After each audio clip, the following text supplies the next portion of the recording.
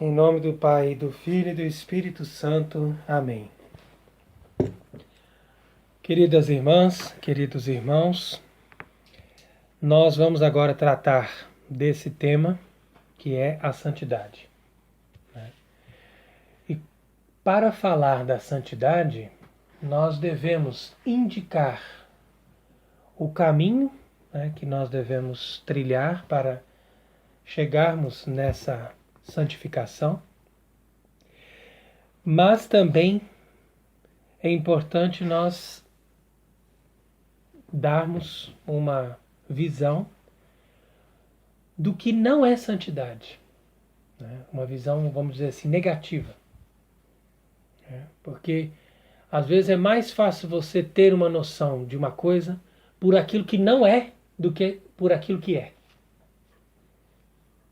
Até porque muitas pessoas têm um conceito deturpado da noção de santidade. Então é importante a gente fazer aqui uma pequena conferência para tratar desse tema, e vamos indicar um pouco esse aspecto aí a respeito desse caminho. Ora, como nós estamos no tempo pascal, então a gente deve valorizar esse momento litúrgico, que é um momento privilegiado para se falar da vida espiritual. Porque Santo Agostinho diz que o tempo pascal se refere ao tempo da vida eterna. Nós vamos também começar a partir de domingo fazer a leitura das matinas do livro do Apocalipse. O livro do Apocalipse se relaciona ao cumprimento das profecias e das catástrofes que se relacionam com a nossa história, mas também o Apocalipse nos aponta para a realidade celeste. O Apocalipse está sempre mostrando que se refere à vida após essa vida. Então quer dizer que o primeiro movimento para a santidade começou no mesmo momento que Nosso Senhor ressuscitou dos mortos. É a ressurreição que dá sentido à santidade. Porque o Antigo Testamento não conhecia isso. O Antigo Testamento conhecia simplesmente a observância dos mandamentos. Então São João Batista, ele era santo, mas na lógica do Antigo Testamento. Ou seja, as virtudes morais que vão ser adquiridas pela observância da lei de Deus. Entretanto, a santificação, pela lógica da ressurreição, ela é outra. É outro veio. Da onde que ela vai partir? Ela vai partir de uma noção de esvaziamento e não de uma noção de adquirir as virtudes ou de uma atitude positiva, mas muito mais uma atitude negativa. Em outras maneiras, uma outra maneira de dizer, no Antigo Testamento você aprende a temer a Deus e a obedecer à lei. E no Novo Testamento você aprende a amar a Deus e a renunciar a si mesmo. Percebe os movimentos como é que são diferentes?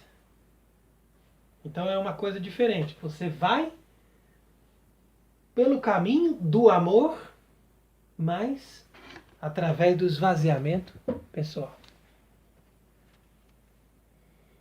Parece que são, a princípio, contraditórios, mas eles se completam, porque não é possível uma pessoa chegar numa coisa sem partir da outra. Entretanto, é preciso também analisarmos o processo da decadência da igreja e da sociedade para nós termos um discernimento, de quais serão os desafios para atingir a santificação nos tempos de hoje. Porque eu considero impossível uma pessoa ser santa nos tempos de hoje. Então, a princípio é impossível. Mas como diz a Escritura, para Deus nada é impossível. Então, de alguma forma, a pessoa consegue. Mas ela tem que se deslocar no tempo. Ela tem que sair da atmosfera do tempo de hoje, né, que é um tempo de, vamos dizer, de esfriamento da caridade. E ela tem que se colocar numa outra situação para ela conseguir viver a caridade. Senão não consegue. Então veja que o texto fundamental que nós vamos meditar hoje, para poder chegar nessas conclusões, é aquele da carta aos Efésios, capítulo 4, versículo 23. É o famoso Induite Novum Homine. Né? Então começa assim, ó. Renovamini autem spiritus mentris vest, et induite novum homine.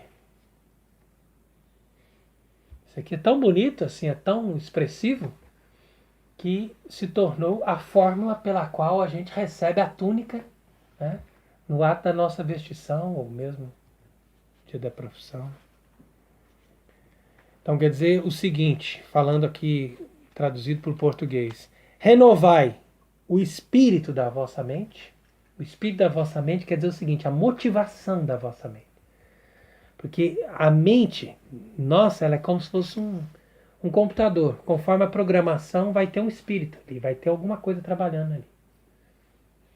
Então por isso que a gente fala assim, essa pessoa está com espírito soberba, ela está com espírito de preguiça, ela está com espírito de malícia. Entendeu? O espírito, então, é aquela programação, aquela motivação que está agindo naquela mente. Entendeu? Então, de vez em quando, você tem que renovar. Renovar quer dizer o seguinte, você vai tirar aquela programação, zera tudo e programa de novo.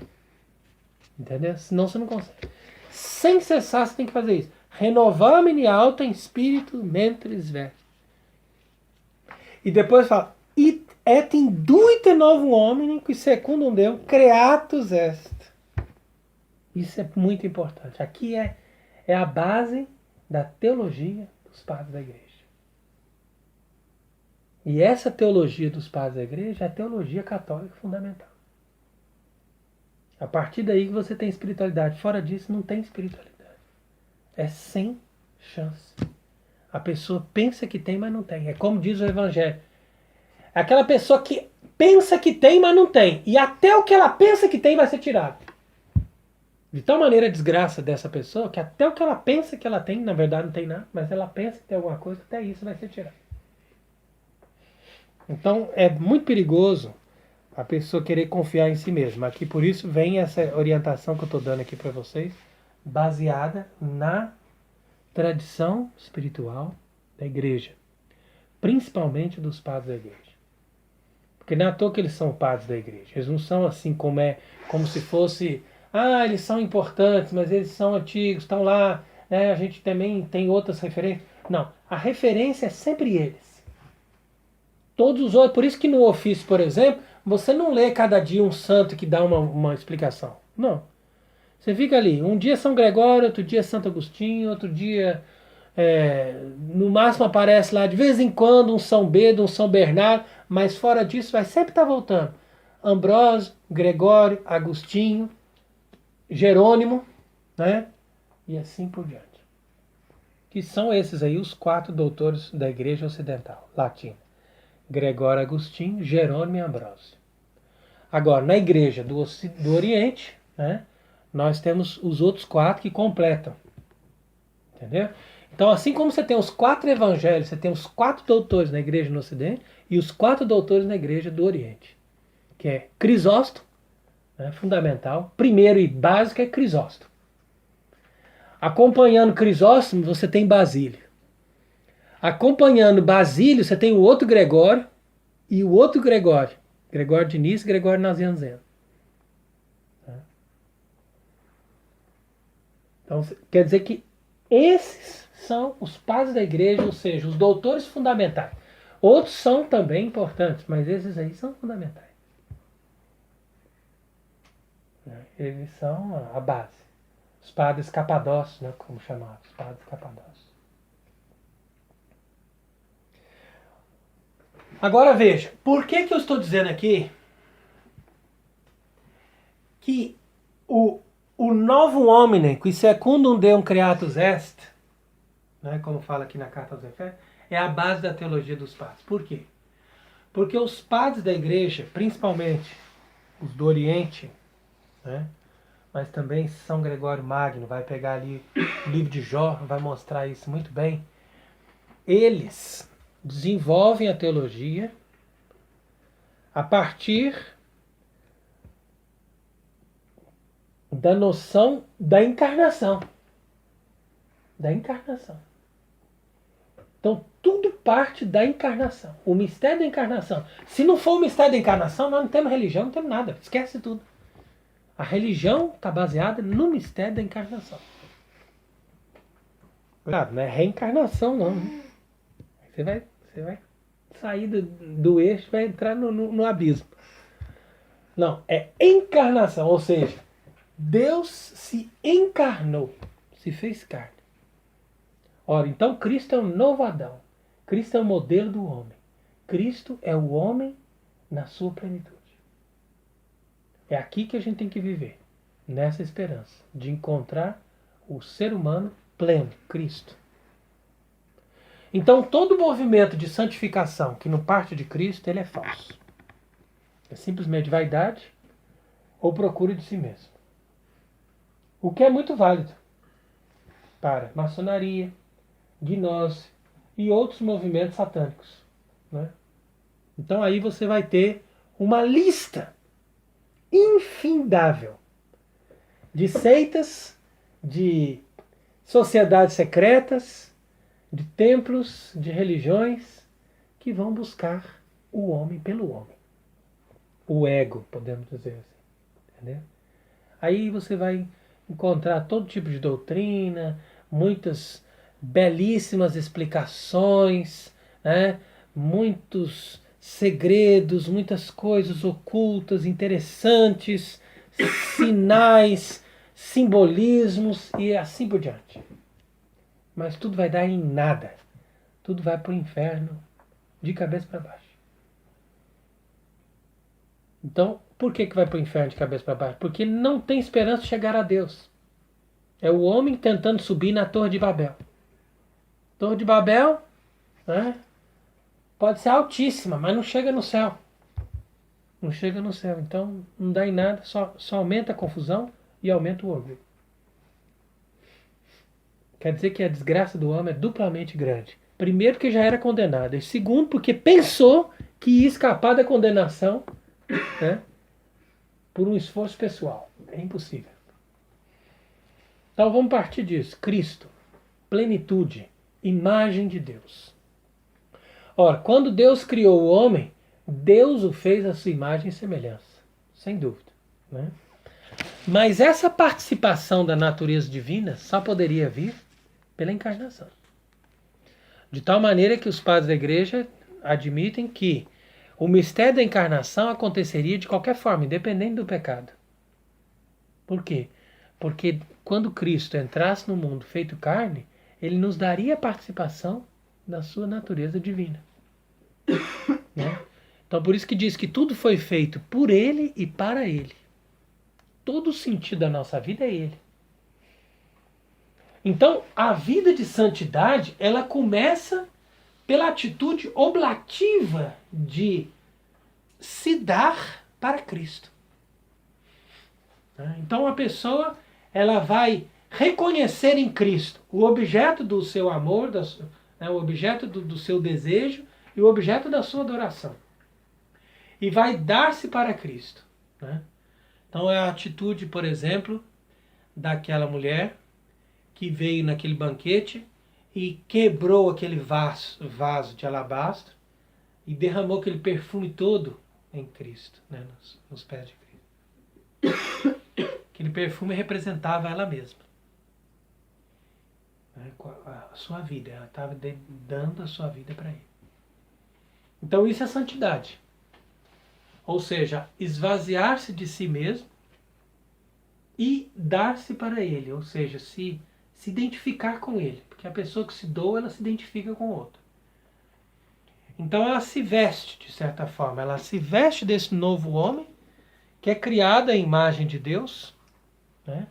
Na justiça e na santidade da verdade. Por isso que fala, in justitia et sanctitate veritatis.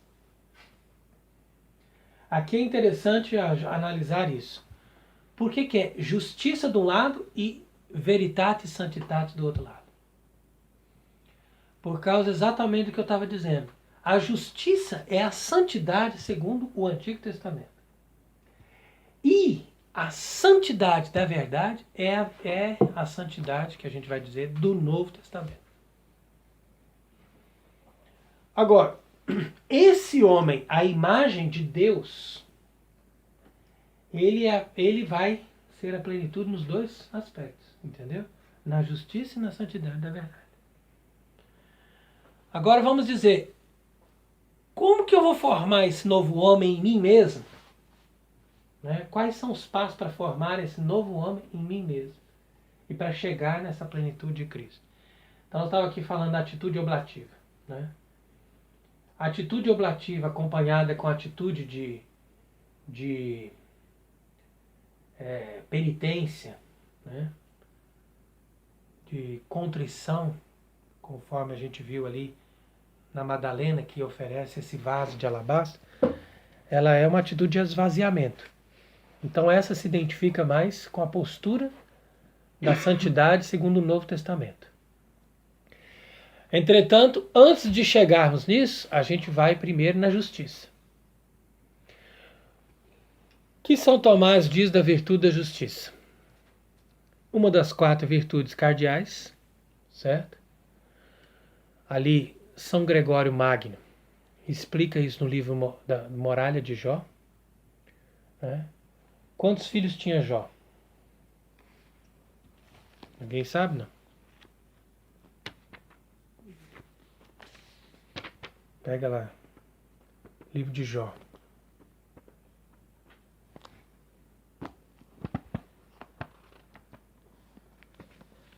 Então Jó, na verdade, ele tinha 7 filhos, né? Sendo que desses 7 eram 4 filhos e 3 filhas. Não é isso? Então veja bem, os 4 filhos de Jó são as 4 virtudes cardeais. E as 3 filhas são as 3 virtudes teologais. As virtudes cardeais são a base de todas as virtudes morais. E elas estão ordenadas para construir o novo homem segundo a justiça, que é a base da perfeição moral. Então pega bem essa ideia.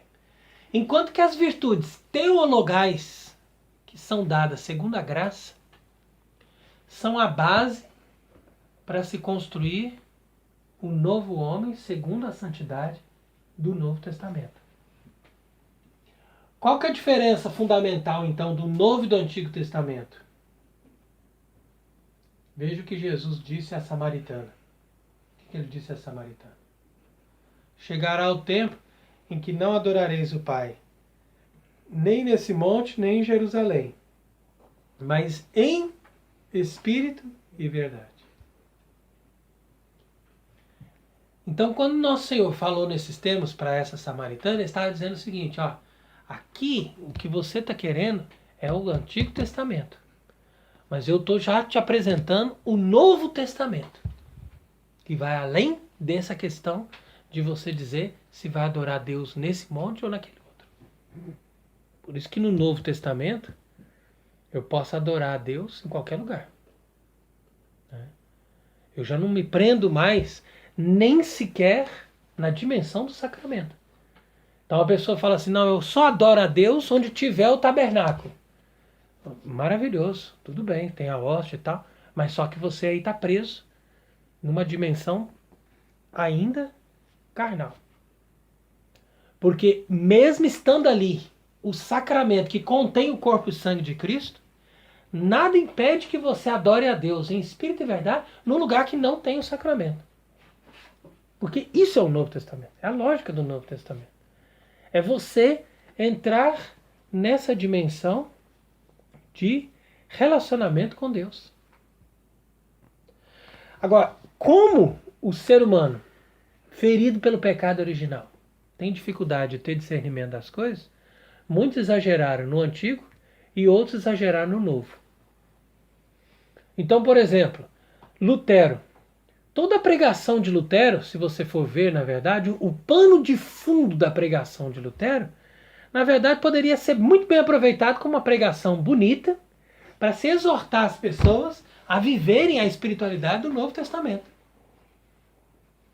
Ele quer se libertar da lei, da moral, da questão da autoridade dos sacerdotes ou da questão do templo, todas essas coisas que são dimensionadas num contexto humano e que são, de fato, fruto do Antigo Testamento. Mas o Antigo Testamento não foi abolido. Olha aí como é que faltou para ele, né, uma temperança. É por causa disso que a gente precisa da orientação da igreja, porque o ser humano ferido do pecado original, ele não é capaz sozinho de discernir as coisas. Ele às vezes acha que ele está sendo muito profético, só que ele vai para um outro extremo. Ele chega num outro extremo e cancela as outras coisas que também fazem parte. Então a gente não pode nem ir nem para um exagero para um lado nem para o outro. De tal forma que a moral e todas as coisas que fazem parte da estrutura material da religião são baseadas nessa instituição do Velho Testamento, que por sua vez não foi anulada, mas foi levada a uma plenitude. Por isso que Jesus diz, eu não vim abolir a lei, mas levá-la à sua plenitude. Está entendendo?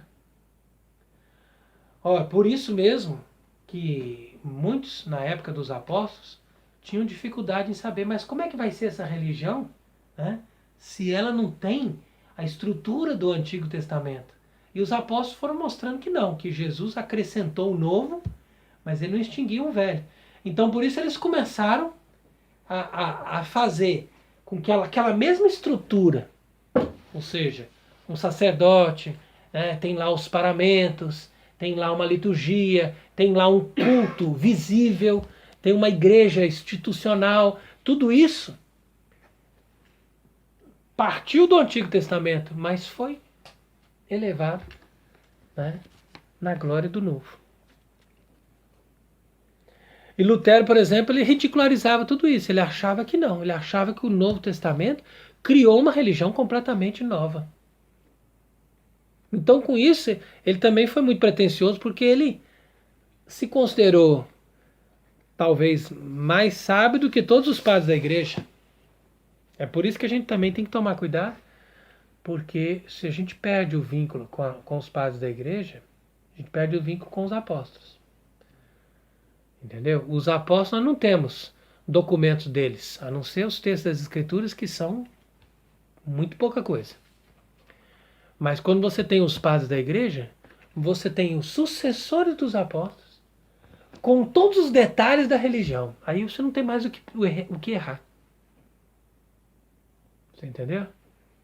Então eles já dizem como é que é para ser o culto, como é que é para ser a missa, como é que é para ser a vida do sacerdote, como é que é para ser a religião, como é que é para ser a nossa participação, né, nos sacramentos. Tudo isso está nos textos dos padres da igreja. Então vamos entendendo. O antigo, a estrutura do antigo, dentro de uma lógica espiritual, que é o dom da graça, que nós chamamos de Novo Testamento. Daí a expressão que o homem criado segundo Deus, ele está na justiça e na santidade da verdade. Então, a justiça é a construção moral desse homem. A justiça, portanto, é a virtude moral das quatro, a mais perfeita, a primeira de todas, das virtudes cardeais. Por que a justiça é a virtude fundamental e a virtude por excelência? Porque a justiça, por definição, é aquela virtude que faz com que eu dê para cada coisa aquilo que aquela pessoa merece. Entendeu? Então, eu primeiro começo com Deus. Eu tenho que dar para Deus aquilo que Deus merece. Senão não tem justiça. Então, o primeiro ato de justiça é o ato de religião. É o ato de você oferecer sacrifícios e dons a Deus e ofertas a Deus para retribuir a Deus por aquilo que Ele é. E por aquilo que Ele nos concede. Em seguida, você vai reconhecer as autoridades. Em seguida, você vai reconhecer mesmo as pessoas que são inferiores a você, naquilo que elas têm na sua dignidade. Entendeu? Então a justiça vai até o ponto de eu saber como que eu tenho que lidar com o animalzinho ou como que eu tenho que lidar com a água do mar.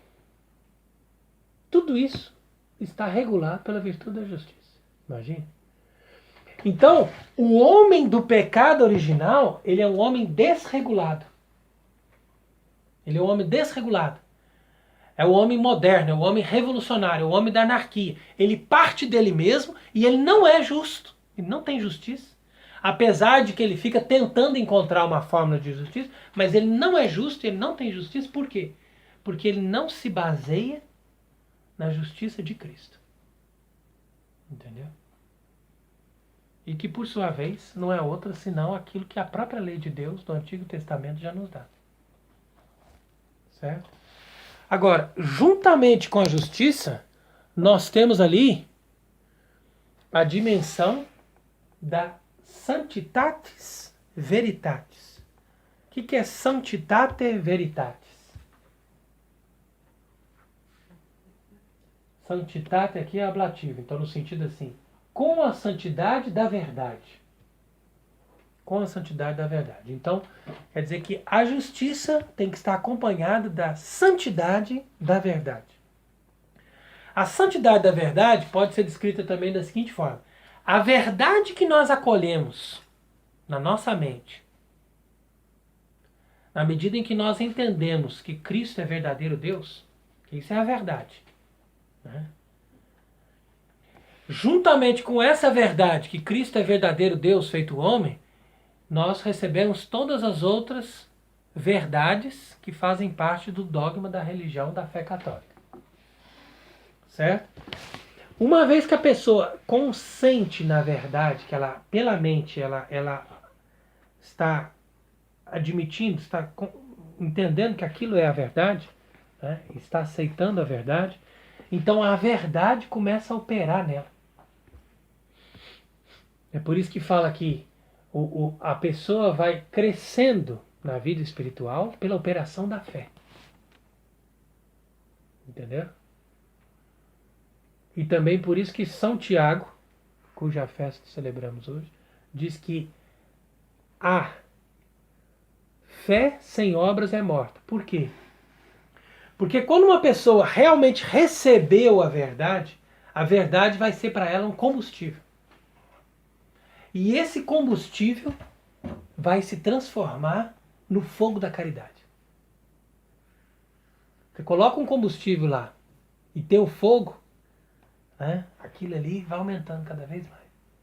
E ali é a caridade. Por isso que diz que as virgens prudentes entraram para as núpcias. E as virgens imprudentes ficaram do lado de fora. Aí vê o comentário de São Gregório, que tem no nosso ofício. Né? São Gregório explica o seguinte, que as 10 virgens representam o total da igreja. A totalidade da igreja. Todas elas são virgens porque você não pode dizer que uma pessoa que tem a fé imaculada não seja virgem. Entendeu? Ela pode ter perdido a virgindade do corpo, mas ela não perdeu a virgindade da alma, uma vez que ela guarda a fé imaculada. Então a fé imaculada já é uma condição imprescindível. As outras que não são virgens nem faz parte do contexto aí da conversa. Quando Jesus fala da parábola, já começa com as 10 virgens. Aqui não é virgem, está fora. Ou seja, você não tem a fé católica, meu filho, nem você faz nem parte do contexto aqui Entendeu? Agora, uma vez que você tem a fé católica, ou seja, que você faz parte de uma dessas 10 virgens, agora quer saber se você vai ser capaz de chegar ao encontro do esposo. Né? Ou seja, se você vai ser capaz de permanecer na caridade. Mesmo dormindo. Porque diz que todas elas dormiram. E quando diz que todas elas dormiram, né, aí os doutores espirituais, com todos os antigos padres e mesmo São João da Cruz depois, são de acordo que esse dormir significa que acaba aquela coisa dos sentidos. Entendeu? Acaba a coisa dos sentidos. Em outras palavras, esse adormecimento, ele faz parte de um movimento da alma que fica sem as paixões. Enquanto a alma está na paixão, ela não dorme. Você pode ter certeza. Se ela está apaixonada por qualquer coisa, ela nunca dorme. Ela sempre está fixa naquele objeto. Mas se ela está sem paixões, porque não tem como se apaixonar por Deus. É impossível. Se alguém disser para você, eu estou apaixonado por Deus, mentira. Porque não tem como. A paixão, ela é movimentada ou pelo orgulho ou pelos sentidos. Então, se por exemplo, se nós estamos apaixonados pela nossa própria ordem religiosa, então eu vou chegar aqui e só vou falar da nossa ordem religiosa, porque ela é maravilhosa e eu sou o fundador, ou então fulano é o fundador, ou então nós temos esse símbolo, ou nós temos isso aqui. Isso é rian, isso não é nada, entendeu? Não é isso o objetivo, isso aí é um meio, não é o ponto final. Mas só que tem gente que se apaixona por isso, pela sua congregação, ou se apaixona pelo seu fundador, ou se apaixona por alguma ideia, por algum partido, por algum movimento, né? São paixões. E o ser humano, quando ele não está preenchido pela graça, ele está sujeito às paixões. Se ele está vazio, ele vai se apaixonar. É certeza. E se ele se apaixona, ele é cego e incapaz de guiar os outros. São cegos guiando outros cegos. Então, por exemplo, a igreja moderna, ela é toda apaixonada pelo Vaticano II, né? Por aquele sonho maravilhoso, aquela utopia de uma igreja perfeita, de um sonho na Terra. Isso nunca aconteceu na igreja católica. A própria igreja católica, na sua história, né, você não vê os santos apaixonados pela igreja católica, nem por algum movimento da igreja católica. Então, eles são sem paixões. Entendeu? Eles não têm paixões. Porque aí eles dormem. E quando a pessoa não tem paixão, ela dorme. As 10 virgens dormiram. Então elas estão indo bem até esse momento. As 10 virgens conseguiram manter a virgindade, ou seja, a fé imaculada, a fé católica, e ao mesmo tempo elas dormiram. Por quê? Porque elas ficaram sem paixões. Nem as paixões dos sentidos, que são as mais baixas, né? Isso daí nem se considera. E nem sequer as paixões idealistas da alma, que são as mais altas, mas igualmente ou até piores do que as outras. Do ponto de vista de manter a alma vinculada naquele objeto e fora de Deus. Entendeu? Uma vez que essas tais estão dormindo, elas estão indo bem. Só que tem um problema. Na hora que chama o esposo, elas têm que estar com a lamparina acesa. E agora? Aí a outra vem e fala, me dá um pouco do seu combustível. Fala, não tem como, eu não posso partilhar o meu combustível com você. Entendeu? Então o que é esse combustível? Esse combustível é a verdade da fé, né, que age na caridade e acende o fogo. Né? Então a pessoa está pronta para ir ao encontro de Deus. O dia que a pessoa chama na hora da morte, a pessoa está pronta. Porque ela está ali, ó, mantendo a chama. Entendeu? Mas não é que ela chama chocolate quente no coração, não. Entendeu? Igual tem esse povo de carismático. Ai, é como se fosse um chocolate quente que desce aqui no coração, a coisa mais deliciosa do mundo. Entendeu? Não, isso daí é religião sentimentalista. Isso tá fora. Não é isso. Entendeu? É a verdade que está agindo e a pessoa está perseverando nos sofrimentos, né, nas provas. E aquilo ali é a caridade.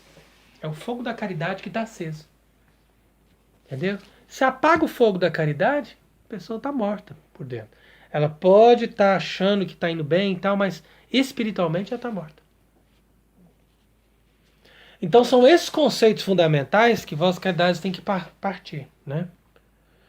Daí, como São Paulo continua aqui, ó, versículo 25. Propter quod deponentes mendacium, loquimini veritatem. Então São Paulo continua dizendo isso. Por causa disso, depõe a mentira, né? E começa a falar a verdade. Porque a mentira é o quê? É a casca, né? É a máscara que a pessoa coloca para ela poder viver com um certo status social e não aceitar se esvaziar por conta do seu caminho espiritual. Entendeu?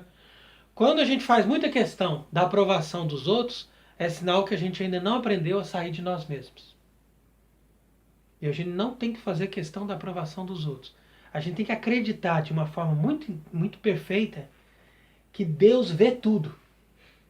E Deus vai dar recompensa para cada um na proporção exata que a pessoa merece. Mas é tão exato que a pessoa chega no céu e fala assim, não é possível. É assim, ó, você merece 325,223 gramas. E você já merece 313,431 gramas. Quer dizer que é naquele mínimo detalhe da exatidão do que a pessoa merece. Imagina? E com cada obra somada. Então nós vamos fazendo aí uma recapitulação de todo esse processo da santificação que vai, primeiro, na construção da justiça e depois na construção da santidade da verdade.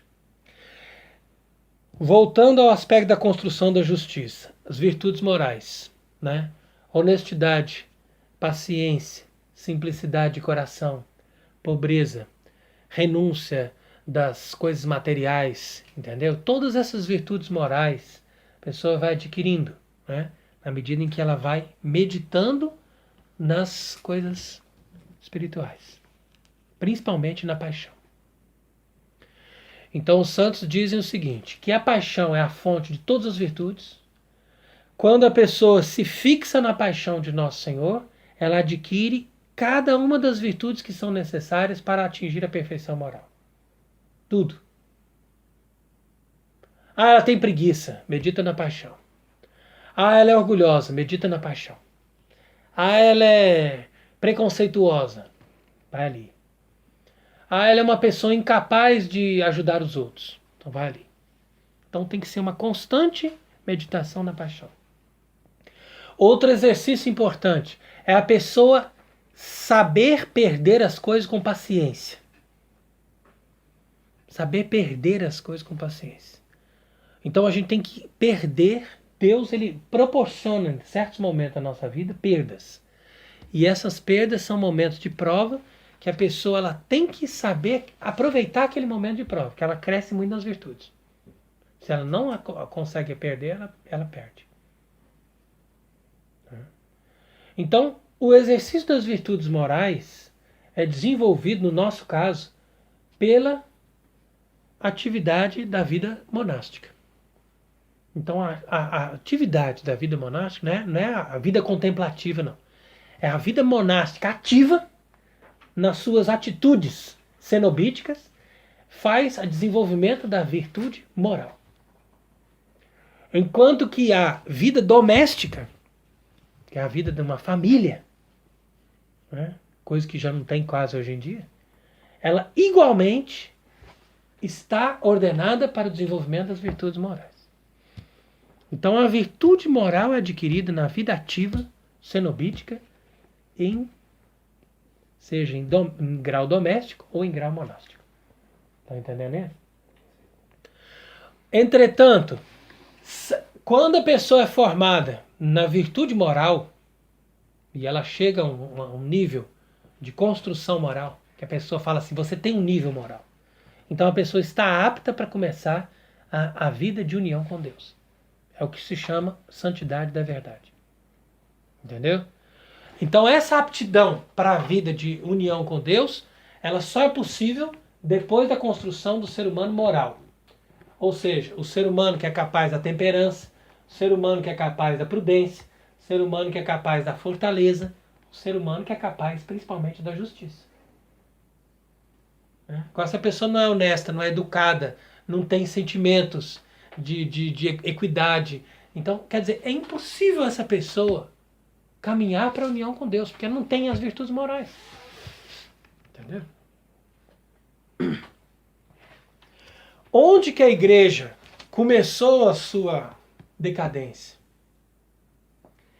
Exatamente, todos são de acordo com isso, os historiadores, exatamente na época em que a igreja começou a perder de vista o foco, que é o céu. Isso não foi agora no Vaticano II. Isso foi lá na Renascença. Então, na hora que você começa a ter a vaidade, na hora que você começa a ter um apego pelas coisas terrenas, o orgulho, o poder, quer dizer, esses valores vão impedindo a visão das coisas sublimes. E, portanto, a pessoa não adquire a virtude moral, porque não tem esse grau heróico de virtude, e, por sua vez, não se apega à verdade, de tal maneira que ela seja livre e que, por sua vez, possa se salvar e se santificar. Então, o ser humano que chegou à plenitude das virtudes morais é um ser humano perfeito. Por isso que Jesus disse: sede perfeitos como vosso Pai Celeste é perfeito. Então ele fala isso depois de fazer toda uma explicação do que é ser perfeito, você não ficar apegado às coisas materiais, não se preocupar com o que você vai ter, com o que você vai vestir, coisas desse gênero. A capacidade que eu tenho de perdoar, de aceitar as perdas, de aceitar os vícios dos outros, todas essas virtudes. Agora, o ser humano que está apto para a santidade da verdade, ele não pode ser somente perfeito, ele também tem que ser livre. Então, após a perfeição, a pessoa precisa adquirir a verdade. Então ela é iluminada. Daí é onde a gente diz, na descrição clássica do caminho da união com Deus, que o primeiro movimento é de purificação. Porque a purificação é a busca das virtudes morais. Entendeu? O segundo movimento é o quê? Iluminação. Por quê? Porque na iluminação você vai adquirir a verdade. Iluminar quer dizer que você vai ter o conhecimento. Então, você tendo o conhecimento da verdade, você se torna livre. E é livre de quê? Das paixões. Entendeu? E de si mesmo. Porque a pior prisão é quando você está preso consigo mesmo. Então, essa verdade não é só verdade assim de estudar o catecismo. É a verdade atualizada sobre o que você é e o que Deus é. Não teve aquele momento que diz na história de São Francisco que ele passou um retiro inteiro para dizer: Senhor, quem és tu? E depois dizer: quem sou eu? Ele passou dias nessa meditação: quem és tu e quem sou eu? Então, cada vez que Nosso Senhor mostrava para São Francisco a verdade, ele se conscientizava dessa verdade e exclamava: quem és tu e quem sou eu? Então, assim, tem vários salmos também que mostram essa dicotomia de Deus e do homem, da distância de Deus e do homem.